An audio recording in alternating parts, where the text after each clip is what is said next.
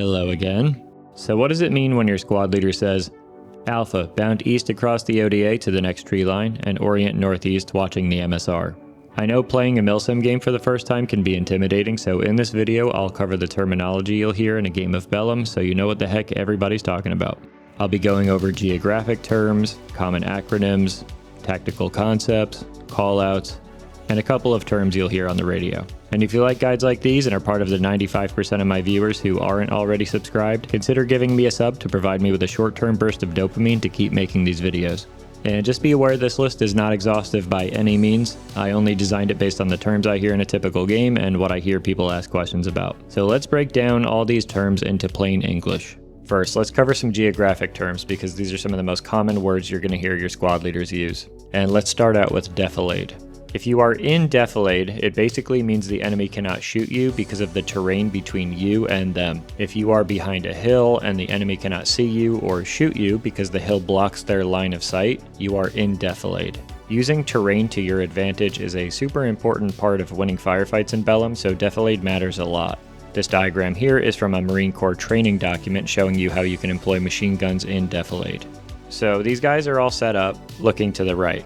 So let's say the enemy is to the right. If the enemy is over on the right side, the circled positions are in varying levels of defilade. This person here, though, is not in defilade. It's all about the slope of the terrain on the right side of this image. So if the enemy is somewhere to your right, and your squad leader is telling you to advance towards the enemy but stay in defilade, that means you want to keep this kind of terrain between you while you advance in their direction. This will keep you concealed and remove the enemy's ability to engage you. So that's defilade. An ODA is an open danger area. This is any area where you're exposed and vulnerable while crossing it. Crossing ODAs can be very difficult because if you do get shot at, there's not much you can do. So safely getting across ODAs can require specific maneuvers. Whatever those maneuvers are will depend on your squad lead, so just pay attention to any instructions from your leadership while crossing ODAs. An LDA is similar. It's a linear danger area. It's the same thing as an ODA, it's just linear. You can think of it like an ODA hallway. It's some linear path between point A and point B that is dangerous to cross. So usually roads, bridges, railways, rivers, or just long clearings can be considered LDAs. These are another set of dangerous obstacles because it's easy to get ambushed while crossing an LDA. In LDAs you can also get caught in enfilade fire, which I won't be covering here, but those of you who like learning about this stuff can go look it up after this video. For ODAs and LDAs, one thing you're likely to see is one fire team crossing at a time. So you may hear your squad leader say Bravo, hold security while Alpha crosses. So when maneuvering across ODAs and LDAs, pay attention to what fire team you are in and maneuver with them or hold with them. Okay, an LOA is a limit of advance. This is basically a line or a point where you stop advancing unless told otherwise. If you're told some point is the LOA, that means you should not move further than that point. There's a few reasons why a leader might designate an LOA, but one major one is this helps prevent teams from pushing too far ahead and becoming isolated from their squad or their platoon. An MSR is a main supply route. This is just a major road used for transportation or logistics or vehicle movement. If somebody says the enemy's crossing the MSR, they mean the enemy is moving across a major road. If somebody refers to the MSR on the Highlands map, they're just talking about the paved road. The AO is the area of operations. It's the area where the operations are happening. In Bellum, this is just a circle on the map, and there are specific rules in Bellum over influence points and cache placements in the AO, so just know that this is the important part of the map where you should be focused on, and where the game is going to take place. Alright, now let's cover some common acronyms you're going to hear. A FOB is a forward operating base. In Bellum, this is your team's staging area and main spawn point. It is an FOB, a forward operating base, but you'll often just heard it called the FOB. You'll also hear a bunch of letters to denote leadership positions. Here's a list of them on screen. A PL is a platoon leader, PSG is platoon sergeant, SL is squad leader, an FTL or TL is fire team leader or team leader, means the same thing, and a WSL means weapons squad leader, which you'll see on the Rangers faction. There's also a few equipment-specific acronyms. A TQ is a tourniquet. If someone's about to die and the medic is working on him and he tells you, hey, I've got his torso, but I need you to TQ his arm, then get to work applying a tourniquet to the person's arm so they don't bleed out. AT means anti-tank. This refers to people carrying anti-armor weapons. In Bellum, we don't have vehicles yet, and there won't be any tanks in the game, but AT is just a term used for people with rocket launchers, essentially. So if someone is saying AT in Bellum, they're referring to Rangers with the Carl Gustav, or Satyr or Al-Zalam with the RPGs. A GL means grenade launcher. Satyr has a bunch of these. And an IED means improvised explosive device. Al-Zalam has IEDs in this game. This is just a homemade bomb, essentially. Okay, and a few other acronyms you might hear while playing. ROE means rules of engagement. These are the rules determining when you can and cannot engage targets. If someone gives you your ROE, follow those rules. Your squad leader, for example, may be trying to keep your squad concealed and unnoticed to ambush or flank enemies, and may tell you not to fire unless he tells you to or unless fired upon. If you break your ROE in this case, you'll be putting your entire squad in danger and will be undermining squad level maneuvers and platoon level coordination. So follow your ROE. KIA means killed in action. EKIA means enemy killed in action. When someone says, we count 5 EKIA on our position, that means they've confirmed there are 5 dead enemies where they are.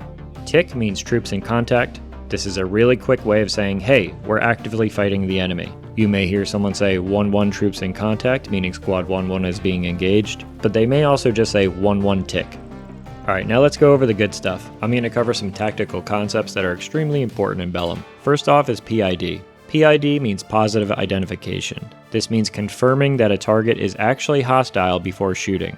Good PID prevents blue on blue or friendly fire incidents. So you may hear someone say, there's movement in the tree line to our southeast, but I can't get PID. That means they haven't yet confirmed whether the person to the southeast is friendly or enemy. PID is a very important concept because you won't see a name over someone's head if you see them 200 meters in the distance. They may be too far away, or the person might just be partially concealed, so you can't see their uniform. People should be using the map on their BTAC or their watch to check whether that's an enemy or a friendly, and if you can't confirm, someone in your squad in a leadership position should be communicating with other squads to try to get PID. Security means maintaining awareness and watching for threats. If someone says pull security, they want you to be scanning for threats, or they're working out a plan and want to keep you busy. If your squad leader wants 360 security, then they want security across 360 degrees, meaning in every direction. So just fill whatever gap is needed to maintain that.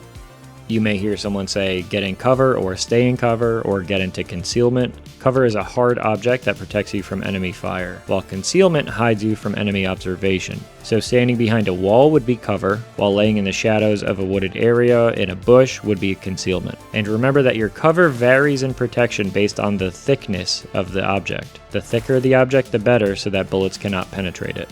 Formations are how squads and fire teams organize their movement. Your squad leader may or may not use formations. If they do, just get into the right position. On screen are some examples of formations from a Marine Corps handbook, but you'll most likely just see people using the wedge, column, and line formations. 99% of the time in Bellum that someone uses a formation, they just use the wedge. So don't worry too much about memorizing these. Okay, the word orient means face a certain direction. If your squad leader says, bravo, set up here and orient northwest, that means you should get into position there and you should be watching the area to the northwest, scanning for threats.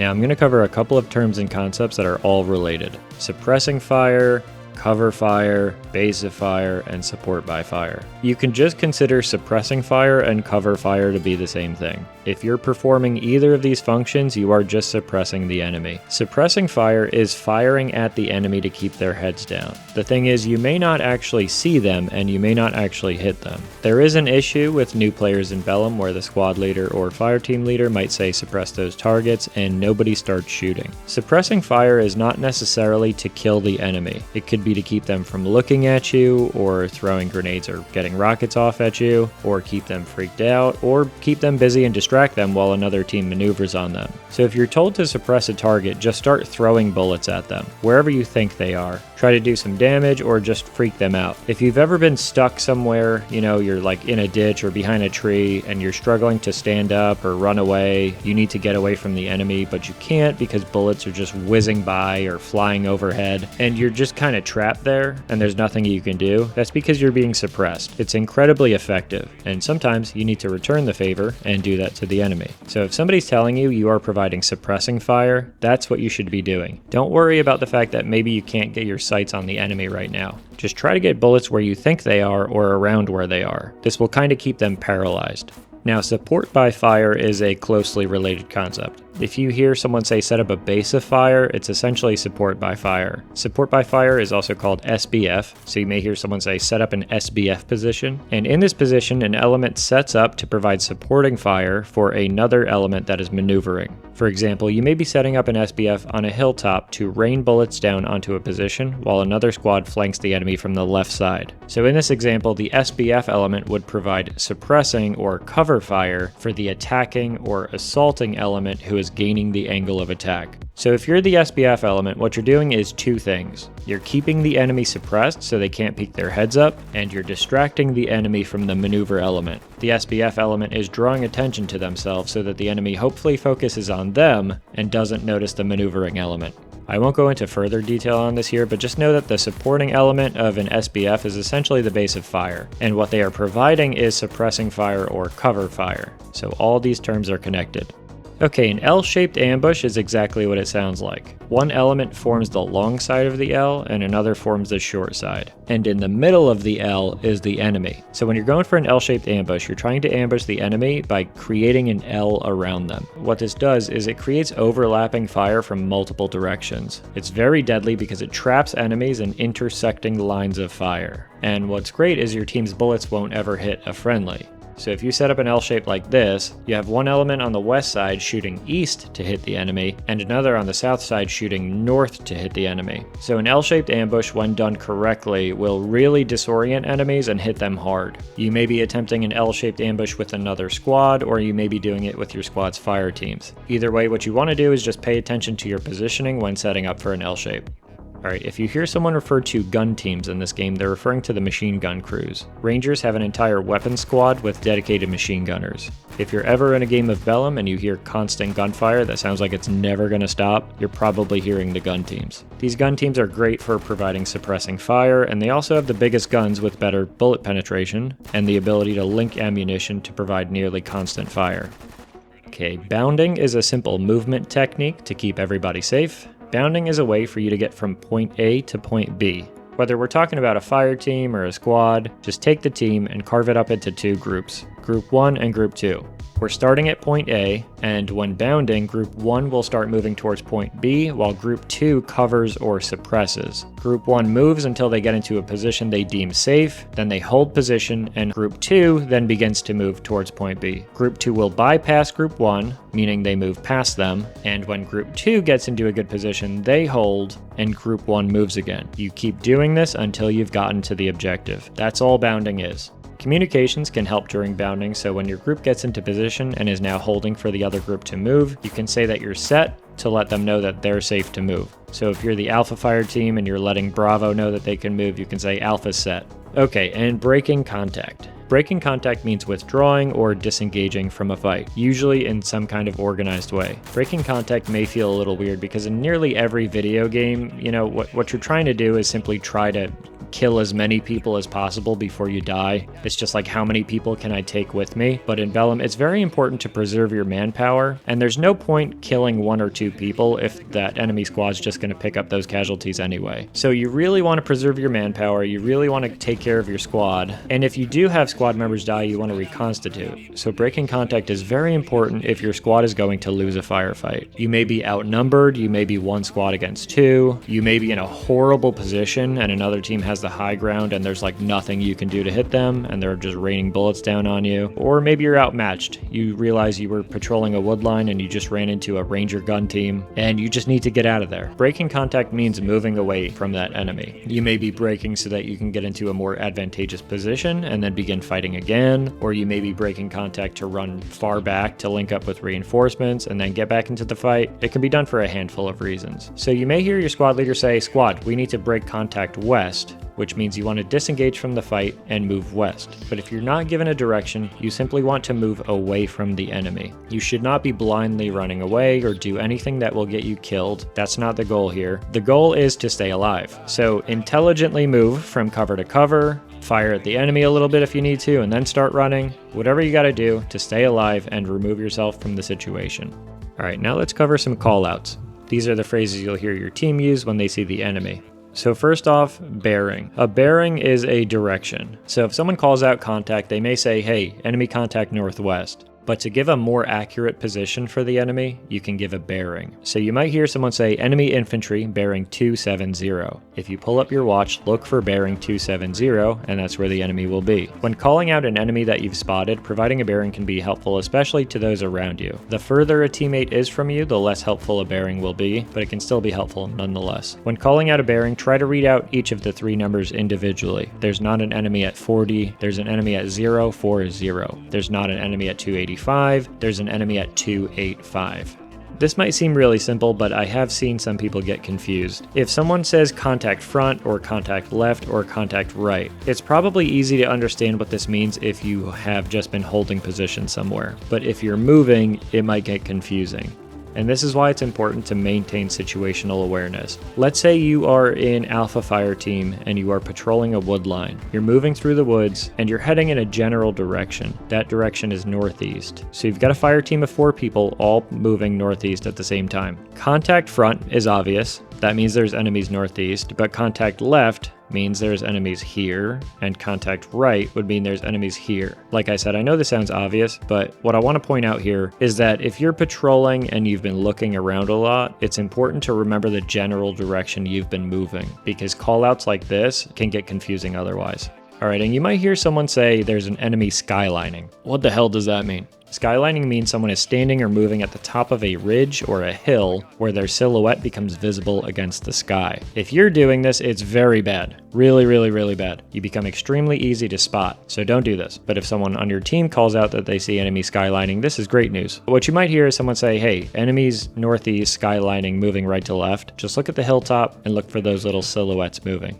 Now, 3 quick things you might hear on the radio. So here are the terms you'll hear and should use yourself when saying yes over comms. Affirm, Roger or Raj, copy, or Wilco. Wilco means will comply, so if you're given an order and you want to say yep, will do, you can say Wilco.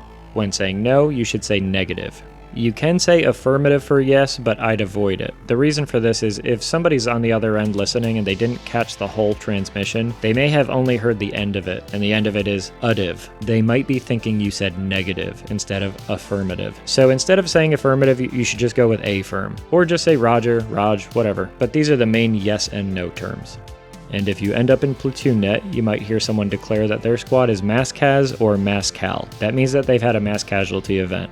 There is a specific definition for what this means, but in Bellum it's basically being used to say that a squad has so many casualties that they've been deemed combat ineffective. So if Squad 1-1 says, hey, we're MASCAS or we're MASCAL, they are struggling and they're doing their best to keep people alive. They probably won't be of much use to anyone, and it would be great if somebody can come to help them.